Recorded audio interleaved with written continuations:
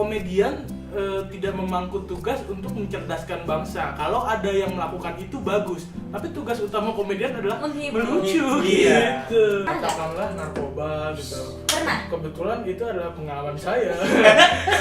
Serius. Nggak apa diceritain di sini ya? Aku punya teori kayak ganja tuh udah gerbang awal dari orang pakai narkoba. Ada pecandu yang butuh pertolongan, itu dia bisa datang ke RSKO atau ke kantor BNN. Ngaku itu akan ditanggung semua pengobatannya sama negara.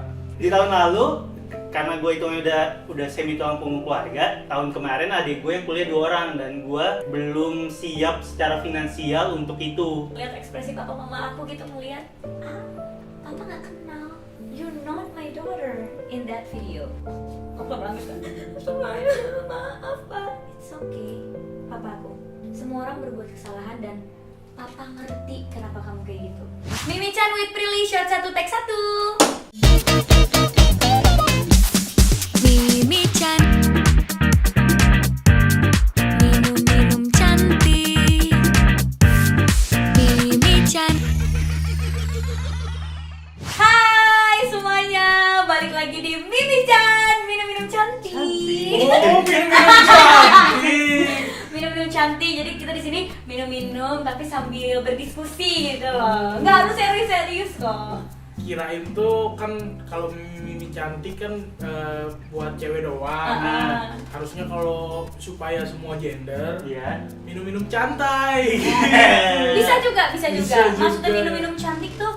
Jadi Mimi, kenapa ada ide Mimi-chan? Gara-gara temen aku kalau mau ngajakin diskusi, dia ngechatnya Pril Mimi-chan yuk. Jadi kita minum-minum cantik sambil diskusi. Diskusi, Jadinya oke. kepikiran, oh ya Mimi-chan ya minum-chan. Nah. Nah, kenapa aku ngajak kakak? Karena pertama kalinya nih aku ngajak dari yang beda gitu kan. Jadi yang bukan artis. Bukan dari lo Arif Muhammad kan juga bukan artis kan, dia kan lebih ke businessman. Influencer. Kakak kan stand up comedy nih yang belum pernah sama sekali aku coba. Kalau dari sudut pandang saya, kenapa saya mau diajak hari ini? Karena nganggur. Saya juga. Terus awal-awal stand up di mana sih waktu itu? Gue di komunitas stand up Indo Depok, terus Oh. sampai sekarang sih di stand Terus up video-videonya terus latihan terus di komunitas stand up Depok. Alhamdulillah bisa Nah, dapat bisa kayak kesempatan ikut di Kompas TV, ikut di Oh. Indosiar kayak gitu kan. Kompetisi ya? Ikut kompetisi. oh jadi awalnya kompetisi, Iya. terus susah gak sih bikin materi stand up? Pengen merendah bilang susah sih, cuman gampang sih. Kasih tema juga langsung jadi nih kok. Nanti abis ini aku kasih tema ya. Jangan dong. Roasting aku dong. Hah? Roasting aku nanti abis Off ini. air aja kita mulai gitu bisnis. Kalau kakak gimana mulainya? Kalau aku Ya. mulainya kan waktu itu kan kelas 3 SMA. Kelas 3 SMA 2012. Terus kan udah selesai UN, udah selesai ujian praktek macem-macem. Jadi di sekolah tuh udah tinggal main-main doang, kelas meeting gitu-gitu doang kan. Terus lebih sering ke warnet, jadinya lebih sering ke warnet, main game online itu Point Blank. Di sela-sela lagi main Point Blank, temen warnet aku kayak kenapa sih dia ngakak mulu gitu, dia pakai headphone terus ngakak mulu gitu, terus bilang apa sih lu gitu, kayak baru aja lu nonton video lucu gitu. Iya ini lucunya jenis baru kata temen aku gitu, terus aku coba tukeran PC sama dia kan. Oke. Aku dia mainin Point Blank aku nonton punya dia, ternyata itu video Radit stand up. Oh, jadi ini semuanya dari Kak Radit ya? Iya. Terima kasih Kak Raditya Dika, ya ampun. Dewa, bro. Hampir semua komika di Indonesia Gara-gara inspired Kak by Radit dia. ya. Dewa bro, Bang Radit udah dewa bro. Iya, emang dewa banget sih. Anak sekarang ya, stand up nih ya, di semua produksi film pasti ada. Sekarang udah ada namanya komedi consultant. Iya, itu dan Kaco kan, komedi Iya. konsultannya Ghostwriter. Yes. Pertama kali ada komedi consultant tuh di 2013 film Takemon Kakak Sayang. Sosoknya itu adalah Ajis 2000 yang pertama kali jadi komedi consultant. Oh. Sekarang banyak film lucu udah pakai komedi consultant. Itu Even harus sih. aku pernah jadi komedi consultant di film After Matthew. Oh, tapi emang ya, emang perlu sih, perlu banget film tuh ada komedi konsultan karena ngelihatnya tuh sekarang sosial media dan segala macam pendatang baru yang masuk gitu, itu gimana sih, kayak banyak kan di kalangan Banyak. mereka yang mungkin bikin konten untuk viral doang gitu. YouTube sekarang itu bisa untuk menjadi pekerjaan. Yes. Ya masalah keren atau nggak keren kan itu perspektif kita doang. Nah kalau perspektif orang itu pengennya nyari uang dari situ, ya udah sih nggak apa-apa. Cuma emang pasti gue nggak suka dan kemungkinan besar gue katain gitu. Cuma gue nggak apa-apa, tapi gue katain lu gitu. Jadi kalau videonya nggak mendidik, mungkin emang secara konsep orang gue bikinnya emang bukan untuk mendidik, gue bikinnya untuk menghibur.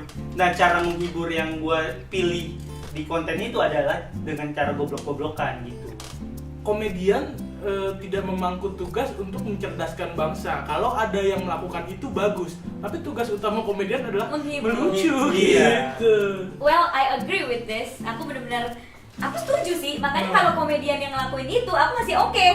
Tapi kalau misalnya ada orang yang melakukan sesuatu yang membuat orang-orang tuh berpikir, gila ya, jadi artis tuh enak ya, gila ya, gampang ya kayak gini. Aku tuh agak kayak, aduh, harusnya dia juga kasih pengetahuan, knowledge kalau untuk berada di posisi kita nih ada usahanya, ada apa. Jadi bukannya sekedar kayak show off atau bahkan mamer-mamerin segala macem yang ngebuat orang tuh berpikir berada di posisi kita tuh sangat enak dan kita tuh hidup enak-enak aja gitu, sehingga semua orang berpatokan hidup enak jadi artis aja gitu kan. Padahal kan ada cerita di baliknya yang dimana kita juga berjuang. Sekalian dibeberin aja, maksudnya jadi artis kan maksud ada tekanan kayak kalau aku komedian gitu.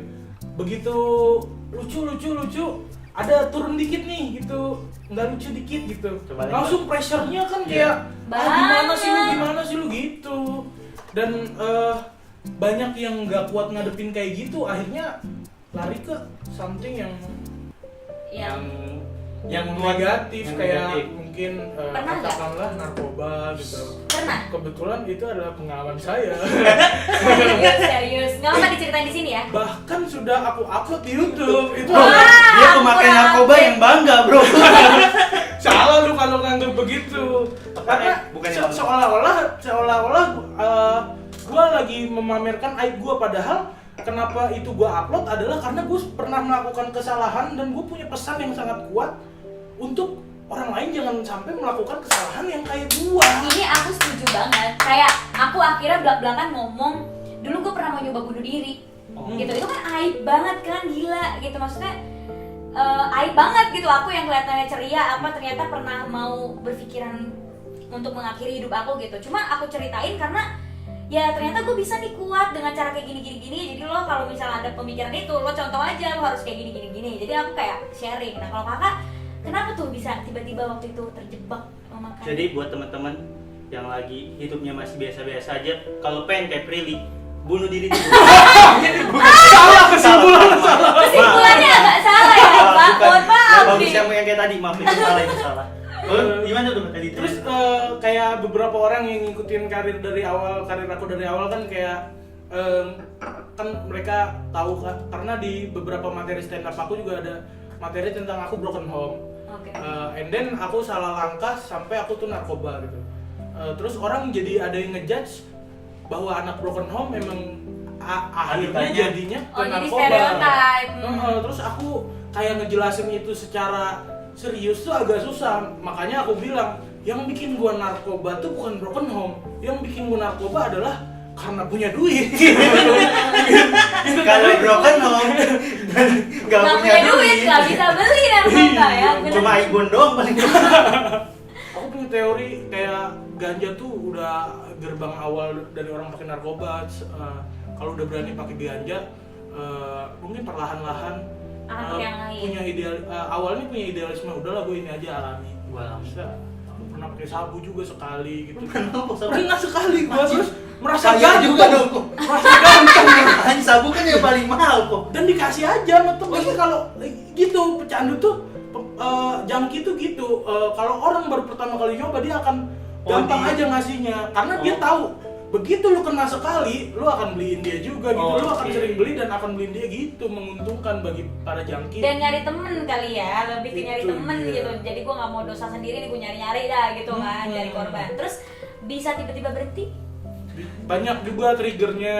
Nah, ceritain Satu dong yang paling pasti dong. Yang paling pasti adalah jatuh miskin. Tidak punya duit untuk Tidak membeli. punya uang. Merampok tidak berani. Bohongin temen, gak enak. Ada ada pecandu yang butuh pertolongan, itu dia bisa datang ke RSKO atau ke kantor BNN, ngaku saya pecandu, saya butuh pertolongan, itu akan ditanggung semua pengobatannya sama negara. Yang ditangkap itu cuma yang ketangkep tangan. Iya. Jadi kalau dia datang ngeluh, tolong Pak saya mau berhenti narkoba gimana? Itu nggak akan tuh. Nggak akan ditangkap. Karena itu jatuhnya victim, jatuhnya korban kan. Dan negara melindungi itu gitu. Yang ditangkap tuh yang dagang gitu. Oh yang iya, karena itu nyebarin gitu kan. Dulu waktu belum ngerti spiral teori itu jadi kok gue balik lagi ya, kok gue balik lagi ke sini mulu ya, Jadi ternyata bukan balik ke situ. Jadi kita awalnya ada di titik ini, terus pas balik lagi ke sini tapi udah di atas, udah lebih ngerti gitu. Udah dengan pemahaman, aduh gue kayaknya nggak boleh gini lagi, tapi gue harus, tapi gue butuh nih gitu, tapi butuh dengan kesadaran, pun ini gue lanjutin, Gue udah bisa menghandle akan ada Konsekuensi kerugian dan resiko gitu nih. ya, makin lama makin ngerti ruginya gitu. Kayak toxic relationship ya. Oh ini. Iya, karena spiral teori itu kayak bisa dipakai di banyak hal. Oh iya, kayak toxic relationship. Gue nggak bisa nih sama dia, tapi gue cinta nggak apa-apa dah. Ya sama dia nanti gue akan disakitin, cinta lagi. Sampai di titik atas, oke lepas gitu. Jadi itu kan adalah downside-nya Kak Viko. Kalau Kak Yuda pernah gak?